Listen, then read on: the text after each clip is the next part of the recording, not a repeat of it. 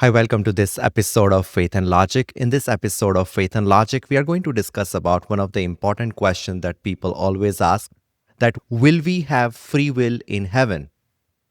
Why we will not sin in heaven though we remain free? So if we have free will in heaven, then why we will not sin in heaven? So one of the most common objection to Christianity concerns heaven and free will.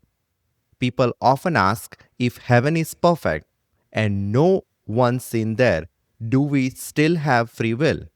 Others ask, if Adam sinned in a perfect environment, what prevents us from sinning in heaven? This is not merely a philosophical question, it touches God's goodness, human freedom, and our eternal destiny.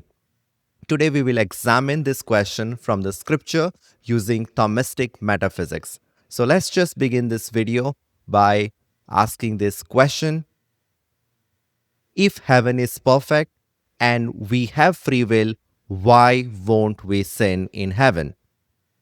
Revelation chapter 21, verse 27, it says, "But there shall be no means enter it anything that defiles, or causes an abomination, or a lie, but only those who are written in the Lamb's book of life." So the Bible clearly teaches that sin will not exist in heaven. Nothing impure will enter God's eternal kingdom. Yet Scripture also teaches that redeemed believers remain personal beings who worship, serve, reign, and make meaningful choices. So the question becomes, how can both be true? How can free creatures exist forever without ever choosing evil? So let's just examine this question. If heaven is perfect and we have free will, why won't we sin in heaven? Now, Augustine, he explained this by giving four states of humanity, his classic fourfold understanding of humanity. So, Adam, before the fall, possessed freedom to obey or disobey. Adam, before fall, he was able to sin and able not to sin. After the fall, mankind became corrupted by sin. So the fallen humanity is able to sin. Now, Christians today have been regenerated and empowered by the Spirit, but still struggle with sin. So, Christians, the regenerated believer, yes, we are able to sin. And yes, we are able not to sin. But the glorified saints in heaven, believers enter the final state of redemption. We call it glorification. They are glorified. Their nature is perfected. Their wills are permanently established in righteousness. So, freedom does not require sin. That is one of the important things that we need to understand, that freedom does not require sin. God Himself is perfectly free, yet He cannot sin. God cannot lie, Titus 1:2. God cannot deny Himself, 2 Timothy 2:13. God cannot be tempted by evil, James 1:13. Jesus, He is our role model, He is our example. Jesus, He had a free will, yet Jesus did not sin. Yet no one would say God lacks freedom. Many people assume freedom means having ability to do evil. But as we see, God, He has a free will, yet He does not sin. No one argues that God lacks freedom. True freedom is not the ability to do evil. True freedom is the ability to act according to one's perfect nature. God is perfectly free because He perfectly acts according to His holy character. Likewise, believers in heaven will act according to their perfected nature. Glorified saints will be free because they will act according to their perfected nature. Now let's take marriage illustration. Consider a faithful husband. After marriage, he still possesses physical ability to commit adultery. He still has a free will. He can go outside of the marriage and commit adultery. No one removed his freedom. Yet, because he loves his wife, he chooses faithfulness. His love shapes his desires. His commitment directs his choices. Similarly, believers in heaven will freely love God. Their devotion to God will not be forced. It will arise from perfect love and perfect knowledge. Love shapes desires. A faithful spouse remains free but willingly chooses faithfulness. The important difference here in this illustration is that, unlike earthly marriage, glorified believers will no longer possess sinful nature because we will be in a glorified state. Glorification means we are free from even the presence of sin. Justification means we are free from the penalty of sin. Sanctification means we are free from the power of sin.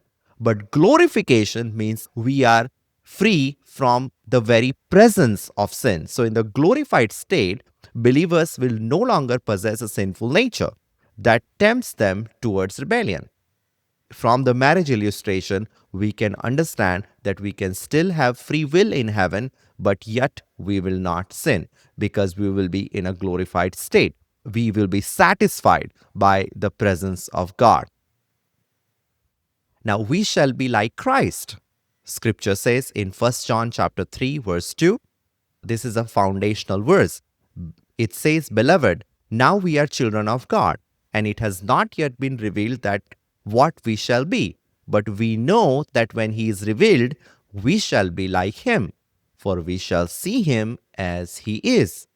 We need to understand that when it says we will be like Christ, that doesn't mean that we will be like little gods. That's what Mormonism teaches. It's a cult. We will not be God, but we will be like him. That means we are going to get the glorified, resurrected body, just like the body of Jesus. We are not going to be omniscient. We are not going to be omnipotent, but morally perfected. There will be no sin, no corruption in this body. Sin's presence will be removed, as we discuss in a glorification or in a glorified state. The battle described in Romans 7 will finally end. Believers will be completely transformed into the Christ likeness. So we shall be like Christ. Now, the Beatific Vision.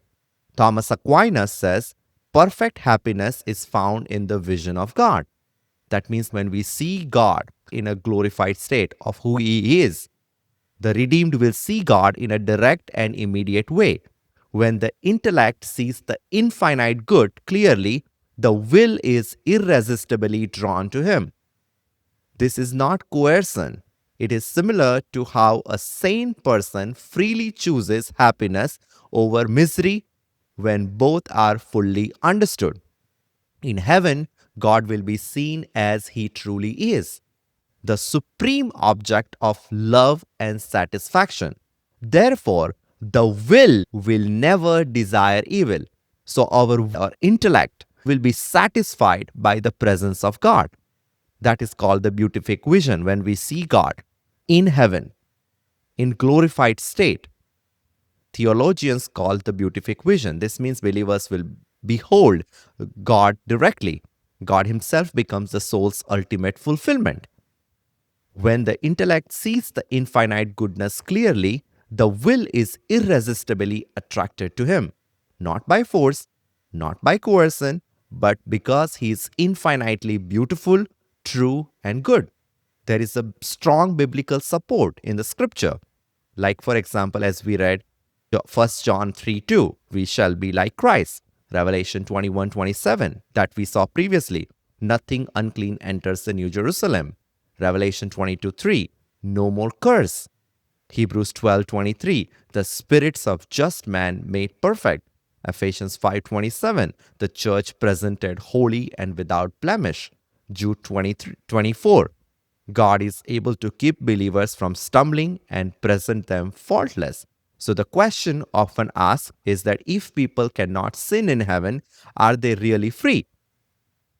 Now, there are many theologians, including Norman Geisler. He reversed the question and said, can God sin? If the answer is no, then the ability to sin cannot be essential to freedom. The highest freedom is not the freedom to do evil. It is the freedom to do what is good without any inclination towards evil. Because in heaven, Again, we will be in the perfected state. We will be in a glorified state. We'll see God as He is in our glorified body, and our intellect will be satisfied by this beatific vision. And that is why we can conclude that in heaven, even though we will have free will, we will not sin. Let's look at some of the reasons why we will not sin. 4 reasons. Sinful nature will be removed. There will be a perfect knowledge of God in heaven.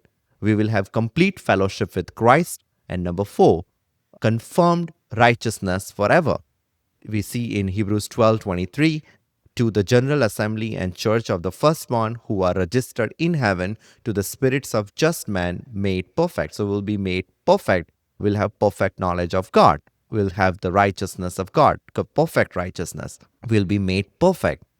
The Bible does not merely say forgiven, it says perfected, as we read in Hebrews 12:23. This perfection refers to moral completion. Believers will no longer experience corruption. Their character will be fully conformed to Christ.